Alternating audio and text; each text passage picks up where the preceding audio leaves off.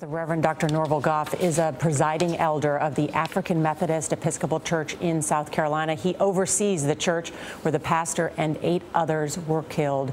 Reverend Goff, thank you for joining us. And let me first say our condolences are with you and your entire community.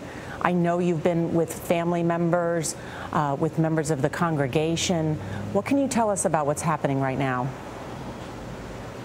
Well, right now, we are still with family members under the direction of Right Reverend Richard Franklin Norris, who is the presiding bishop of the state of South Carolina. We have been up all night, and most certainly we solicit the prayers of this nation and also all residents of the state of South Carolina, and particularly in our Charleston community. Did you know Reverend Pinckney? Yes. What can you tell us about him? A very energetic, promising, very active pastor and political leader in our state, which had a bright future. There was no limit to where Reverend Senator Pinckney would have ended up.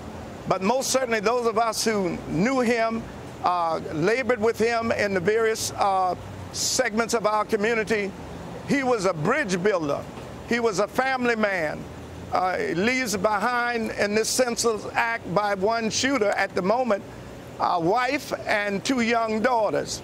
And we solicit your prayers and the prayers of the nation for the family of Reverend Senator Pinckney and the other 8 victims of this senseless act. Reverend, when we should say that Reverend Pinckney was the youngest African-American legislator in South Carolina history when he was elected back in 1997.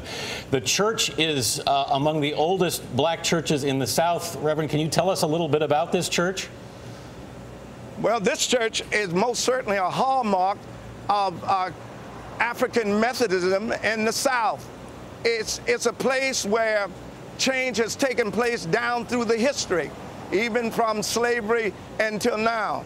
The church is a destination point when one comes to the city of Charleston. Mother Emanuel is noted for bringing about change and working together to build bridges, not only in the Charleston community, but across this nation and across the state.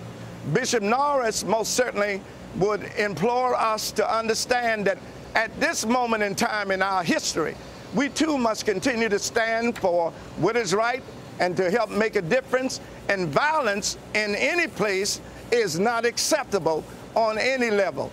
We support the mayor and the police chief indicating that this is a hate crime, which it is. Reverend Goff, what did you think when you heard this news? It's still very hard for people to wake up and comprehend that this actually happened in South Carolina. Well, I would agree with you. You can't put your mind around it. You cannot identify this kind of evil on this level because it is so horrific and unbelievable.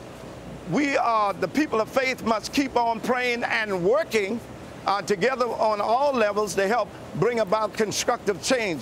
Bishop Norris will have a prayer vigil at 12 noon at Marsh Brown College here in Charleston today, which he will have a press release, and we're looking forward to that. We will gather in mass, and we will have a statement to be made at that time.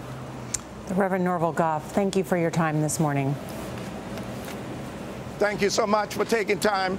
I continue to ask the nation to pray for us and the entire nation and the families who are victims in this senseless acts by one crazed individual.